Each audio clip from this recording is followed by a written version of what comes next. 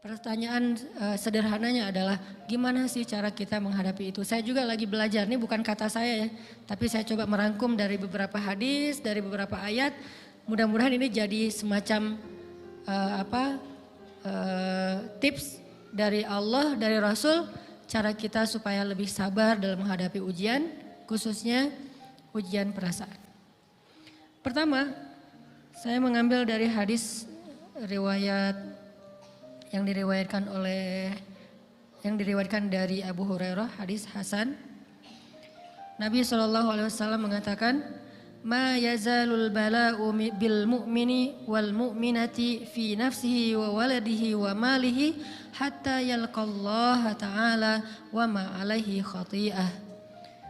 Tidaklah seseorang selesai diuji, baik dia laki-laki orang yang beriman atau perempuan yang beriman, baik itu ujiannya terjadi pada dirinya atau melalui anaknya atau melalui hartanya, artinya ujian harta, ujian fisik, ujian perasaan, sampai dia bertemu dengan Allah dan dia tidak punya dosa. Apa maksud dari hadis ini?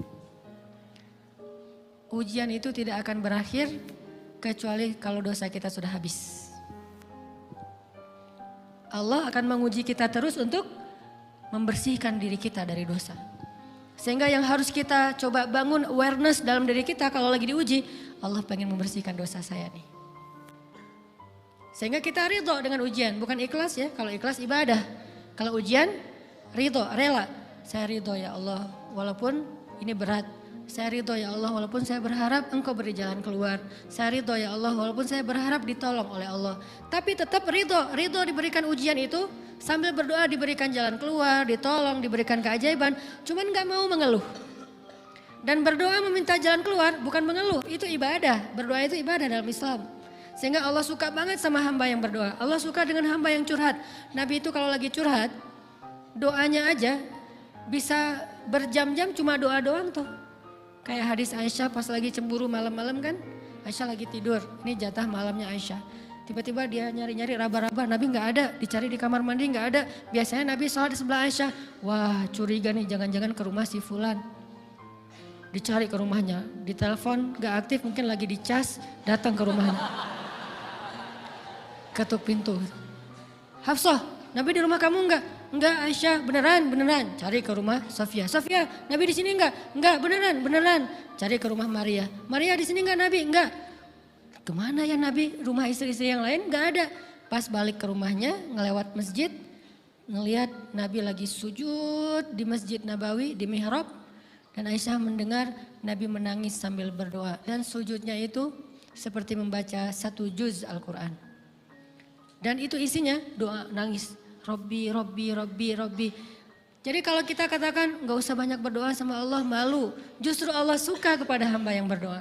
Justru sebaliknya kalau kita jarang berdoa atau enggan berdoa, buat Allah itu orang sombong. Allah gak suka hamba kayak gitu. Kamu gak butuh saya, sama kayak kita lagi ada masalah, punya teman yang punya kelebihan harta, terus kita kayak bingung gitu nyari kesana kemari pinjaman, dia gak dikasih tahu. Pas dia tahu dari orang lain, dia ngomong apa?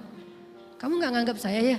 Emangnya saya bukan teman kamu, kok kamu punya masalah keuangan tapi saya gak dikasih tahu, malah saya tahunya dari orang lain, tersinggung kan?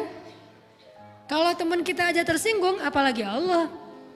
Kamu punya masalah kok gak ngomong ke saya, wahai hambaku, bukan berarti Allah gak tahu, Allah tahu, cuman Allah berhak, bukan ingin ya, berhak untuk dilibatkan. Allah berhak untuk dicurhatin, Allah berhak untuk dijadikan tempat kita untuk habis-habisan menangis dan melampiaskan masalah kita kepada Allah dalam bentuk curhat-curhat dan doa. Sehingga kalau kita berdoa, ya Rabbi, Allah langsung inni qarib, mendekat Allah kepada kita.